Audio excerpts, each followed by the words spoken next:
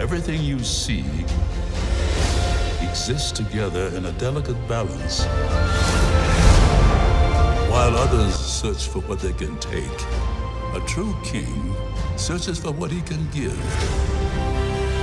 Obviously, you had the fantastic technology from the Jungle Book. Sure. But I had read that it was actually a trip to Africa that made you want to do an all-new Lion King. I was talking to them about maybe doing Lion King, because having learned what I learned on Jungle Book and thinking of the music and the story and the all the great things, aspects you would inherit from the original, and learning what I had learned on Jungle Book, what I could do with that. But it wasn't official. I wasn't on board, and I did take a trip to Africa. I accompanied Elon Musk, who's from South Africa, and our families traveled on safari together. But I didn't talk about that I was up for the job.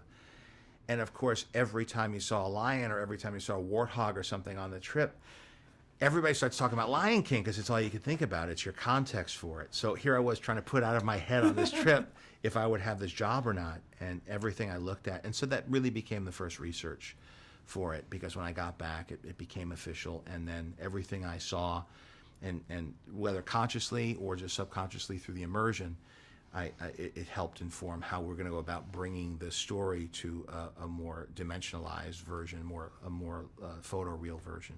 You have Mufasa, who's all about instilling integrity and compassion within Simba, and yourself as a father of teens. That's right. What for you do you hope that they've gained? It's the theme and what the character Simba learns over the course of the film, I think, is important. And each generation has their stories, and it's nice for us and adults to enjoy this, but really it's for the generation who's coming of age. And the idea that Simba wants to be king and can't wait to rule everything and tell everybody what to do, and nobody's going to tell him what to do. And then as he gets older, he starts to realize that, no, it's more about the circle of life. It's more about, it belongs to no one, but it's our responsibility to protect it, and that you have to keep it going for the next generation because the circle continues. And I love how the movie starts and ends with the same images. And I think as I get older, you start to see that rhythm and that pattern. And I think part of what coming of age is about is understanding that you're not there just to take care of you. You're here to take care of those around you and those that have not yet come to be. And that's what I think the message of the circle of life is. And all this imagery, hopefully, and the music for sure helps celebrate that and plants that in the memories of the children who watch this and go on this emotional journey. Well, and the idea of stepping into your destiny, whether you're ready for it or not. That's right.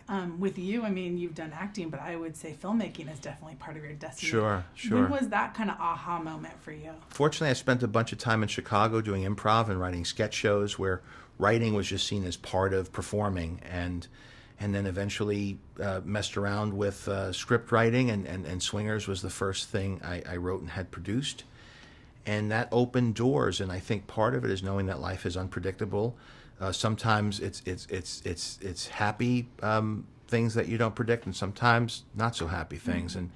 But when doors open and opportunities present themselves, you can't be scared to go through that. And so my career has changed significantly from starting off as a character actor, eventually doing writing small comedies, independent films, and then with Elf it transitioned to kind of effects, more mainstream stuff, and then with Iron Man that ended up becoming something much larger than we had anticipated at the time.